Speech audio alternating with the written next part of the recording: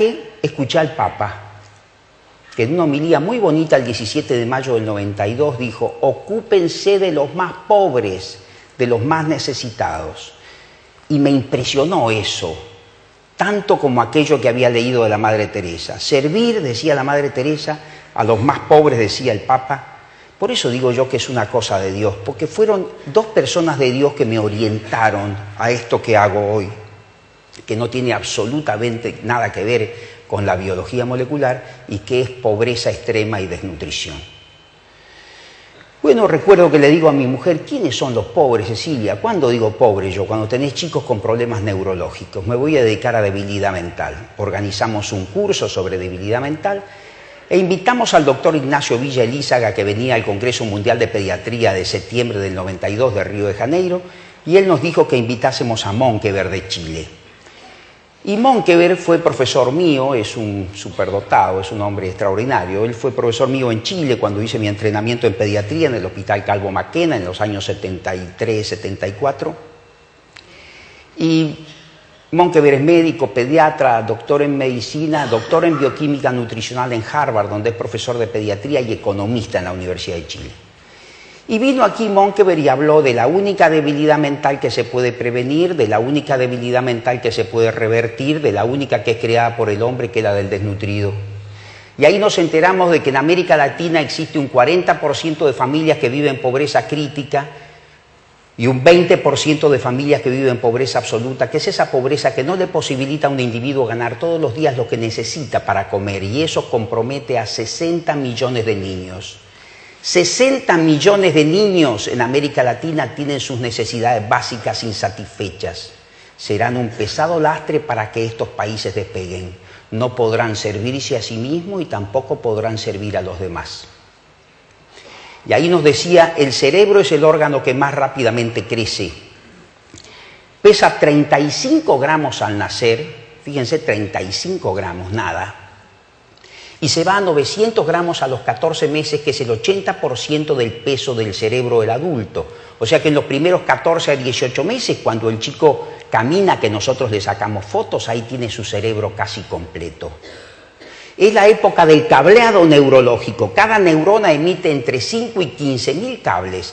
Estos 140.000 millones de células nerviosas que están en los 2 milímetros de espesor de la corteza, cada neurona emite 15.000 cables que se interconectan con los otros cables de las otras neuronas y le dan a un individuo la rapidez mental, la capacidad de relación, de asociación. Decimos qué culto, qué fino, qué inteligente, o decimos qué torpe, qué bruto, qué hosco. ¿Más cableado o menos cableado?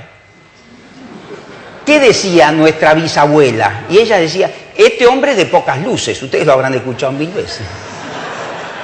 O si no, decía: este hombre es brillante. Tenía más cable. Esa es toda la historia. Y eso sucede en los primeros 18 meses de vida. Y ya no sucede más. Por lo tanto, la pregunta que hago yo con los planes de educación: ¿qué van a educar si no tienen cerebro? Yo puedo tener la mejor semilla del mundo. Ustedes son productores casi todos y entienden bien esto. Pero si no tengo el sustrato, diría un ingeniero, bueno, el sustrato anatomopatológico donde se siembra la educación es un cerebro intacto. Si yo tengo el cerebro dañado, ¿dónde voy a sembrar la educación? El 80% de los chicos en América Latina no terminan la escuela primaria. El 80% de los presos en las cárceles de Buenos Aires no tienen la primaria completa. Ahí van. Mientras mayor es la inequidad, mayor es la violencia. Los países de menor inequidad del mundo, que son los países nórdicos, tienen 5 crímenes cada 100.000 habitantes por año, que es lo aceptable. De 5 a 8 es preocupante y de 8 a 12 es epidémico. Nosotros estamos en 20, Río de Janeiro 55, Nicaragua 110. ¿A dónde vamos? ¿Qué es lo que queremos? ¿Qué pretendemos hacer? ¿Cuál es el plan? La principal riqueza de un país es su capital humano. Y si ese capital humano está dañado, el país no tiene futuro. Europa sale de sus 2 guerras absurdas porque el intelecto estaba intacto. Y nosotros no podemos salir del atraso crónico y miserable en el que estamos porque nuestro intelecto está dañado. Yo tengo un primo judío que vino a principios del siglo pasado a la Argentina y se ganaba la vida aquí en Buenos Aires tocando el violín o el piano en los cines mudos. No tenía un centavo, pero no era pobre. Su intelecto estaba intacto. Hablaba 5 idiomas, tocaba 4 instrumentos. Tenía 11 años. Terminó la primaria, la secundaria, la universidad. Fue un brillante abogado y volvió a Europa como embajador argentino. Europa sale, insisto, de sus 2 guerras absurdas porque el intelecto estaba intacto y nosotros no podemos salir ni vamos a salir porque nuestro intelecto está dañado. Si se entiende esto, se entiende todo. Eso es casi todo lo que tendría que decirles. Eso es Conin. El gran Gian Antonio decía, el médico de niños es el abogado de los niños. Yo, si no hiciera esta defensa hoy acá, no merecería ser llamado médico de niños. Está claro eso. ¿Sería posible organizar un grupo para trabajar en desnutrición? Dijimos nosotros hace 12 años. Cuando empezamos a hablar de desnutrición hace 12 años nos trataron hasta de tarados. Hoy es el tema nacional. Nadie advirtió esto. Es vergonzoso.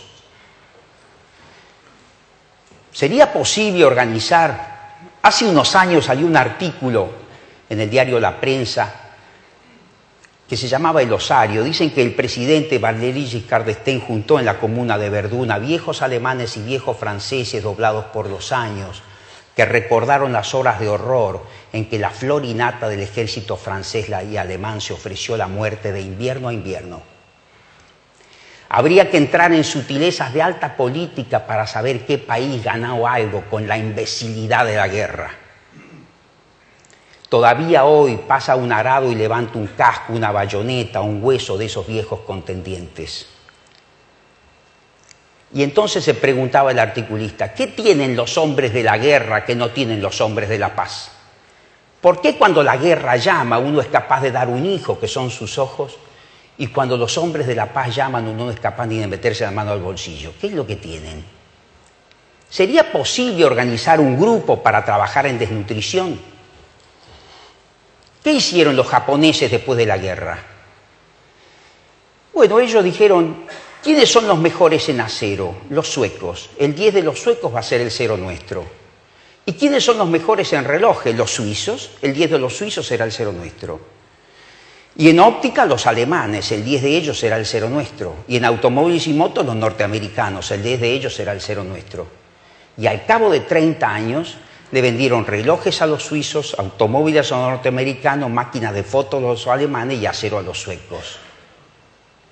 Nosotros hicimos un razonamiento similar. ¿Quién es el mejor en desnutrición en el mundo? El doctor Monkeberg.